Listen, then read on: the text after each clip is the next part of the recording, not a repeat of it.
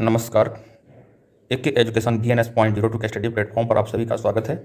इस सेशन में हिंदी साहित्य के कुछ महत्वपूर्ण प्रश्न और उसके उत्तर का अध्ययन करेंगे। तो आइए सेशन का शुरुआत करते हैं। आज का पहला प्रश्न है, निम्नलिखित में से कौन सा काव्य गुण नहीं है? ऑप्शन ए है श्लेष, बी है माधुर्य, सी है शक्ति, डी है समाधि। तो कौन सा ऑप्शन सही होगा जो कि काव्य का गुण नहीं है? भरत मुनि ने अपने नाट्य शास्त्र में 10 गुण स्वीकार किए हैं। पहला है श्लेष, दूसरा है प्रसाद, तीसरा है समता, चौथा है समाधि, पांचवा है माधुर्य, छठा है ओज, सातवां है पद सौकुमार्य, आठवां है अर्थ व्यक्ति, नौवां है उदारता तथा 10वां है कांति। तो ऑप्शन नंबर सी इस प्रश्न का उत्तर होगा, जो कि काव्य का गुण नहीं है। बाकी श्लेष, माधुर्य और समाधि तीनों काव्य के गुण में आते हैं और शक्ति नहीं है, तो इसका उत्तर होगा सी। तो आगे चलते हैं, अगला प्रश्न देखते हैं। काव्य की पूर्ण अनुभूति के लिए कल्पना का व्यापार कवि और श्रोता दोनों के लिए अनिवार्य है। उक्त कथन किस आचार्य का है? ऑप्शन ए है रामचंद्र शुक्ल, बी है नागेंद्र, सी है नंद दुलारी वाजपेयी, डी है हजारी प्रसाद द्विवेदी। तो इस प्रश्न का सही उत्तर होगा रामचंद्र शुक्ल। रामचंद्र शुक्ल ने कहा था कि काव्य की पूर्ण अनुभूति के लिए कल्पना का व्यापार कवि और श्रोता दोनों के लिए अनिवार्य है। अगला प्रश्न देखते हैं। अरस्तु द्वारा रचित पोएटिक्स नामक ग्रंथ में कितने अध्याय हैं? तो इस प्रश्न का सही उत्तर क्या होगा? ऑप्शन हमारे पास 4 हैं। ए 26 अध्याय, बी 25 अध्याय, सी 24 अध्याय और डी 23 अध्याय। तो इस प्रश्न का सही उत्तर होगा 26 अध्याय। अरस्तु यूरोपीय चिंतन और पश्चात व्यवस्थित विचारधारा के आदि प्रवर्तक हैं। इन्होंने 47 ग्रंथों की रचना की। अरस्तु की पोएटिक्स में 26 अध्याय हैं। पोएटिक्स के 2 भाग हैं। पहले में नाटक और महाकाव्य पर विचार हुआ है और दूसरे में सुखांत नाटक, कॉमेडी तथा अन्य काव्य भेदों पर विचार हुआ है। ये कुछ तथ्य थे। आगे बढ़ते हैं। अगला प्रश्न है, निम्नलिखित में से कौन सा कथन मार्क्सवादी सिद्धांत के अनुकूल नहीं है? ए है मार्क्सवादी दर्शन का अनिवार्य घटक है द्वंद्वात्मक भौतिकवाद, बी है मनुष्य के समस्त सामाजिक संबंध उसके उत्पादन संबंधों पर आधारित होते हैं, सी है समाजवाद और साम्यवाद में आर्थिक तथा सामाजिक परिपक्वता में अंतर होता है, डी है साम्यवादी व्यवस्था में भी राज्य तथा समस्त राजनीतिक और कानूनी ढांचे बने रहेंगे। तो इस प्रश्न का सही उत्तर होगा डी, जो कि मार्क्सवादी सिद्धांत के अनुकूल नहीं है। साम्यवादी व्यवस्था में भी राज्य तथा समस्त राजनीतिक और कानूनी ढांचे बने रहेंगे, ये ऑप्शन मार्क्सवादी सिद्धांत के अनुकूल नहीं है। तो इस प्रश्न का ऑप्शन डी सही होगा। और आगे बढ़ते हैं। प्रकाशन वर्ष के अनुसार निम्नलिखित रचनाओं का सही अनुक्रम है। शांत, ए है शांत पथिक, प्रेम माधुरी, मिलन, प्रिय प्रवास, बी है प्रेम माधुरी, शांत पथिक, मिलन, प्रिय प्रवास, सी है प्रिय प्रवास, शांत पथिक, प्रेम माधुरी और मिलन, डी है प्रेम माधुरी, शांत पथिक, प्रिय प्रवास और मिलन। तो कौन सा ऑप्शन सही होगा?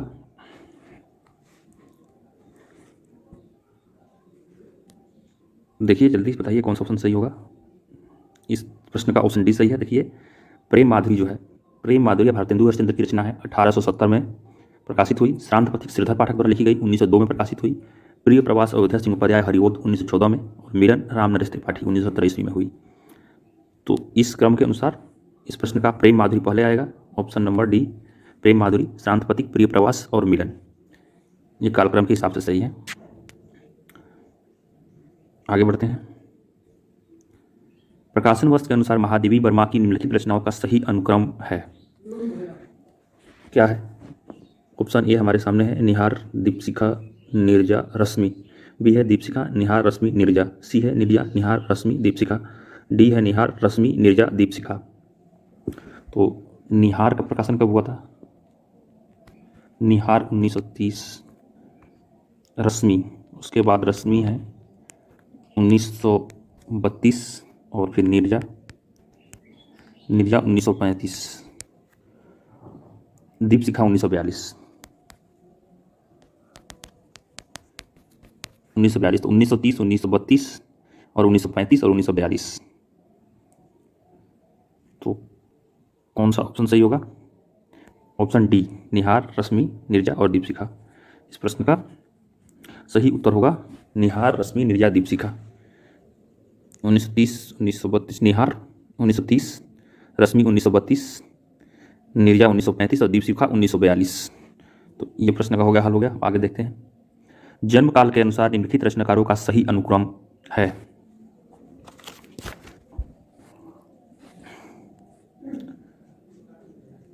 तो पहला हमारे पास ऑप्शन है शमशेर बहादुर सिंह, भवानी प्रसाद मिश्र, गजानन माधव मुक्तिबोध और भारत भूषण अग्रवाल। शमशेर बहादुर सिंह का जन्म कब हुआ था? 1911 में। भवानी प्रसाद मिश्र का हुआ था 1913 में। गजानन माधव मुक्तिबोध 1917 में हुआ था और भरत भूषण अग्रवाल का 1919 है। तो इस अनुसार 1911, 1913, 1917, 1919, तो ऑप्शन नंबर ए सही है। इसमें शमशेर बहादुर सिंह का जन्म 1911 में, भवानी प्रसाद मिश्र का 1913 में, गजानन माधव मुक्तिबोध का 1917 में और भरत भूषण अग्रवाल 1919। ये अगला प्रश्न देखते हैं। प्रकाशन वर्ष के अनुसार निम्नलिखित उपन्यासों का सही अनुक्रम है। ऑप्शन ए है कठगुलाब, शाल्मली, आपका बंटी, चितकोबरा। बी है आपका बंटी, चितकोबरा, शाल्मली, कठगुलाब। सी है चितकोबरा, आपका बंटी, कठगुलाब, शाल्मली। डी है शाल्मली, कठगुलाब, चितकोबरा, आपका बंटी। तो आपका इसका कौन सा ऑप्शन सही होगा? 8 नंबर प्रश्न है, तो बी होना चाहिए। आपका बंटी मन्नू भंडारी द्वारा लिखा गया उपन्यास है, जिनका 1917 है। चितकोबरा मृदुला गर्ग का है, 1979, 1979। शाल्मली नासिरा शर्मा का है, 1987। कठगुलाब मृदुला गर्ग का है, 1996 का है। आपका बंटी मन्नू भंडारी 1917, चितकोबरा मृदुला गर्ग 1979, शाल्मली 1987, नासिरा शर्मा का है, कठगुलाब मृदुला गर्ग का है 1996। तो ऑप्शन नंबर बी सही है इस प्रकाशन वर्ष के अनुसार। अगला प्रश्न देखते हैं। प्रकाशन वर्ष के अनुसार निम्नलिखित कहानियों का सही अनुक्रम है। ऑप्शन ए है क्रिकेट मैच, बी है कफन, नहीं सॉरी, क्रिकेट ए है, ऑप्शन ए है क्रिकेट मैच, कफन, बड़े भाई साहब, दो बैलों की कथा। बी है कफन, बड़े भाई साहब, क्रिकेट मैच, दो बैलों की कथा। सी है दो बैलों की कथा, बड़े भाई साहब, कफन, क्रिकेट मैच। डी है बड़े भाई साहब, दो बैलों की कथा, क्रिकेट मैच, कफन। तो इस प्रश्न का सही उत्तर कौन सा होगा?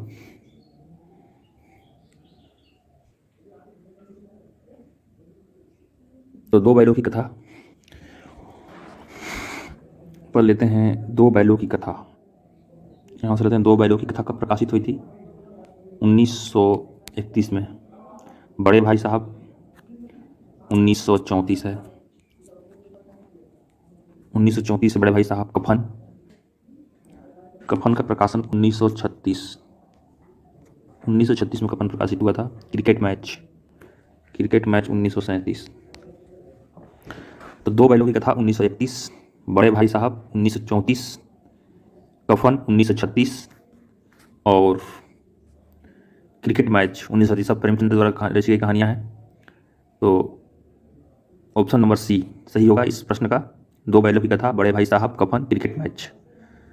बड़े भाई साहब 1934 में हुआ था, दो बैलों की कथा 1931, बड़े भाई साहब 1934, कफन 1936, क्रिकेट मैच 1937।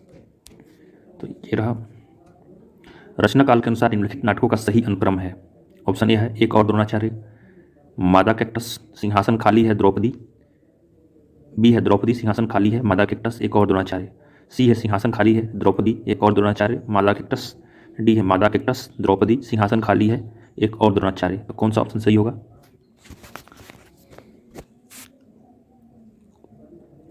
मादा कैक्टस लक्ष्मी नारायण लाल की द्वारा लिखा गया नाटक है मादा कैक्टस। तो इसका प्रकाशन कब हुआ था? मादा कैक्टस का प्रकाशन 1959 में, 1959 में हुआ था मादा कैक्टस। द्रौपदी, द्रौपदी 1972 सुरेंद्र वर्मा की रचना है। सिंहासन खाली है, सुशील कुमार सिंह का है। सिंहासन खाली है 1974। एक और द्रोणाचार्य शंकर शेष की रचना है, एक और द्रोणाचार्य, जो कि 1977 में प्रकाशित हुआ था। उस 1959 में प्रकाशित होने वाला है। सबसे पहले यहाँ से मादा कैक्टस, फिर द्रौपदी 1972, सिंहासन खाली है 1974, एक और द्रोणाचार्य 1977। तो ऑप्शन डी सही है।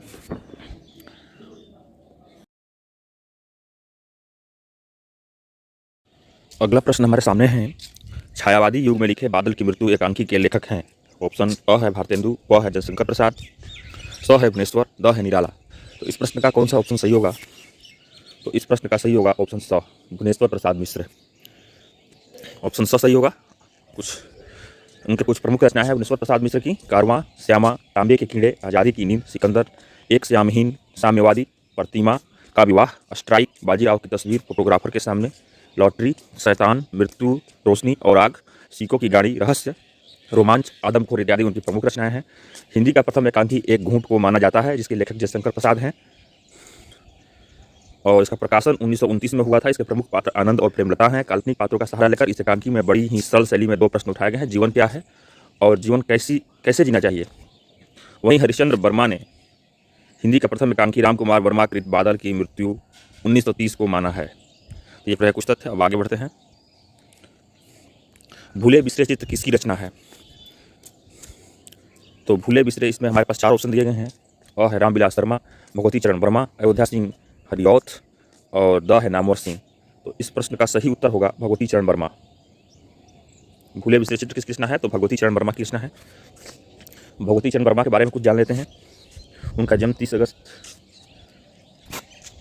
1903 को हुआ था। जन्मभूमि उन्नाव जिला उत्तर प्रदेश है। मृत्यु 5 अक्टूबर 1981 को हुई थी। और कुछ प्रमुख रचनाएं हैं: चित्रलेखा, भूले बिसरे चित्र, सीधे सच्ची बातें, सबही ने चावत राम, अज्ञात देश से आना, आज मानव का सुनहला प्राप्त है, मेरी कविताएं, मेरी कहानियाँ, मोर्चाबंदी, वसीयत इत्यादि उनकी प्रमुख रचनाएं हैं। ये रहा उनके बारे में कुछ तथ्य। और आगे बढ़ते हैं। हिंदी कहानियों में प्रत्यगाभास शैली, फ्लैशबैक स्टाइल का सर्वप्रथम प्रयोग किसने किया? इसके लिए हमारे पास 4 ऑप्शन हैं। अ है जयशंकर प्रसाद, ब है ज्ञानेंद्र कुमार, स है पदम सिंह शर्मा और द है चंद्रधर शर्मा गुलेरी। तो इस प्रश्न का सही उत्तर होगा चंद्रधर शर्मा गुलेरी। ऑप्शन द सही होगा इस प्रश्न का। फ्लैशबैक स्टाइल का सर्वप्रथम प्रयोग चंद्रधर शर्मा गुलेरी जी ने किया था। तो आगे चलते हैं। उनके बारे में कुछ जानते हैं। उनका जन्म हुआ था 7 जुलाई 1883 को जन्म हुआ था उनका, और गांव कांगड़ा हिमाचल प्रदेश में हुआ था। मृत्यु उनकी हुई थी 12 सितंबर 1922 को उनकी मृत्यु हुई थी। और उनकी कुछ प्रमुख रचना है। उसने कहा था बुद्धू का कांटा, the Jaipur observatory and it's builders आदि उनकी प्रमुख रचनाएं चंद्रधर शर्मा गुलेरी जी की। तो आगे बढ़ते हैं। रिझी हैं सुकवि जो सौ जानो, कविताई न तू राधिका कन्हाई, सुमिरन को बहानो है, यह पद किस काल की रचना धर्मता को अभिव्यक्त करता है? ऑप्शन हमारे पास दिए गए हैं 4: आधुनिक काल, आदिकाल, भक्ति काल, रीतिकाल। तो इस प्रश्न का सही उत्तर होगा रीतिकाल, द। ये किसकी पंक्तियां हैं? तो यह भिखारी दास की पंक्तियां हैं और रीतिकाल में लिखी गई थी। हार से मनुष्य की न महिमा घटेगी और न तेज बढ़ेगा, किसी मानव का जीत से राष्ट्रकवि दिनकर की ये पंक्तियां उनकी किस रचना से उद्धृत हैं? हार से मनुष्य की न महिमा घटेगी और तेज बढ़ेगा और न तेज बढ़ेगा, किसी मानव का जीत से राष्ट्रकवि दिनकर की ये पंक्तियां उसकी किस रचना से उद्धृत हैं? अ रेणुका, ब कुरुक्षेत्र, स रश्मिरथी, द हारे को हरिनाम। तो इस प्रश्न का सही उत्तर होगा कुरुक्षेत्र, ब होगा। हार से मनुष्य की न महिमा घटेगी और तेज न बढ़ेगा, किसी मानव का जीत से। यह पंक्तियां कुरुक्षेत्र से ली गई हैं। कुरुक्षेत्र राष्ट्र कवि रामधारी सिंह दिनकर की बहुचर्चित तथा सर्वाधिक लोकप्रिय रचना है। इसका प्रकाशन 1946 में कब हुआ था? 1946 में हुआ था। इसकी रचना के संबंध में स्वयं दिनकर जी ने कहा कि कुरुक्षेत्र की रचना भगवान व्यास के अनुसरण पर नहीं हुई और न महाभारत को दोहराना ही मेरा उद्देश्य था। मुझको कुछ कहना था। यह युधिष्ठिर और भीष्म का प्रसंग उठाए बिना भी कह सकता था, किंतु तब यह रचना शायद प्रबंध के रूप में न उतरकर मुक्तक रूप बनकर रह गई होती। तो कुछ तथ्य थे इसके बारे में। आगे प्रश्न देखते हैं। हिंदी व्याकरण के अनुसार स्वर्ण वर्णों की कुल संख्या कितनी है? अगला प्रश्न हमारे सामने है। हिंदी व्याकरण के अनुसार स्वर्ण वर्णों की कुल संख्या कितनी है? तो इस प्रश्नों का उत्तर होगा ब, 11। कुल स्वर्ण वर्णों की संख्या 11 है। अगला प्रश्न हमारे सामने है। हिंदी व्याकरण के अनुसार व्यंजन वर्णों की कुल संख्या कितनी है? तो इस प्रश्न का सही उत्तर होगा 33। हिंदी व्याकरण के अनुसार व्यंजन वर्णों की कुल संख्या 33 है।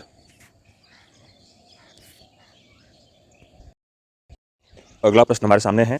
प्रकाशन वर्ष के अनुसार निम्नलिखित आलोचना ग्रंथों का सही अनुक्रम क्या है? ऑप्शन ए है वादविवाद, संवाद, साहित्य और इतिहास दृष्टि, कामायनी, एक पुनर्विचार, प्रेमचंद और उनका युग। ब है कामायनी, एक पुनर्विचार, प्रेमचंद और उनका युग, वाद विवाद, संवाद, साहित्य और इतिहास दृष्टि। सी है प्रेमचंद और उनका युग, कामायनी, एक पुनर्विचार, साहित्य और इतिहास दृष्टि, वाद विवाद, संवाद। और डी है साहित्य और इतिहास दृष्टि, वाद विवाद, संवाद, प्रेमचंद और उनका युग, कामायनी, एक पुनर्विचार। तो ये है हमारे पास ऑप्शन है। तो हमें पता है प्रेमचंद और उनका युग।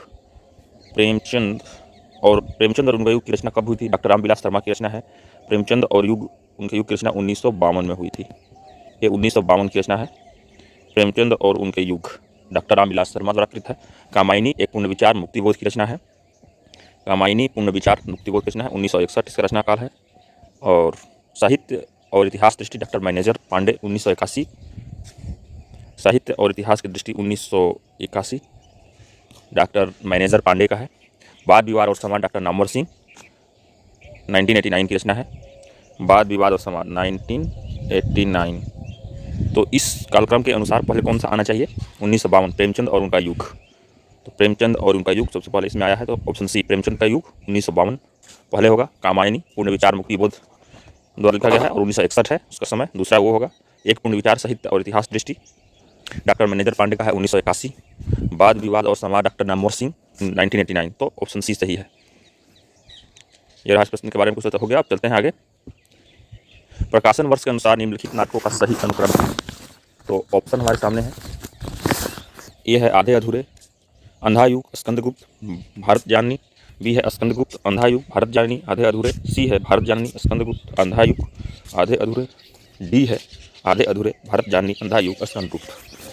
तो आइए इनका कौन सा ऑप्शन सही होगा इसमें से? तो भारत जाननी। भारत जाननी की रचना कब हुई थी? 1877 में। किसकी रचना है? तो यह भारतेंदु हरिश्चंद्र जी की रचना है। स्कंदगुप्त जयशंकर प्रसाद का है 1900, इसका ये 1928 का है। स्कंदगुप्त। अंधा युग धर्मवीर भारती का है जो 1955 में हुआ था। और आधे अधूरे मोहन राकेश का है 1969 में। 1969 आधे अधूरे। तो हमारे सामने है। अब उसमें से सही ऑप्शन चुनते हैं। तो सबसे पहले कौन सा आएगा? भारत जननी, भारत जाननी होगा। 1800 सबसे पहले इसमें है, इस ऑप्शन में है भारत जननी 1877। फिर स्कंदगुप्त है जिसकी रचना काल है 1928। उसके बाद अंधा युग 1955 और फिर आधे अधूरे मोहन राकेश की रचना है 1969। तो ऑप्शन सी सही होगा। प्रकाशन वंश था निम्नलिखित नाटकों का सही क्रम है भारत जाननी, स्कंदगुप्त, अंधा युग और आधे अधूरे। अगला प्रश्न देखते हैं। जिस प्रकार आत्मा की मुक्ता अवस्था ज्ञान दशा कहलाती है, उसी प्रकार हृदय की मुक्ता अवस्था रस दशा कहलाती है। हृदय की इसी मुक्ति की साधना के लिए मनुष्य की वाणी जो शब्द विधान करती आई है उसे कविता कहते हैं। कविता की यह परिभाषा किसने दी है? इस प्रश्न का सही उत्तर कौन सा होगा?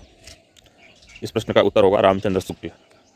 ये रामचंद्र शुक्ल द्वारा कही गई पंक्तियाँ और बातें हैं। आगे बढ़ते हैं। ऑप्शन सही होगा। हमारे पास 4 ऑप्शन है, श्याम सुंदर दास, हजारी प्रसाद द्विवेदी, रामचंद्र शुक्ल और महावीर प्रसाद द्विवेदी इस प्रश्न का, जिसमें से रामचंद्र शुक्ल सही होगा। आगे बढ़ते हैं। धूमिल की किस रचना पर उन्हें साहित्य अकादमी पुरस्कार प्राप्त हुआ?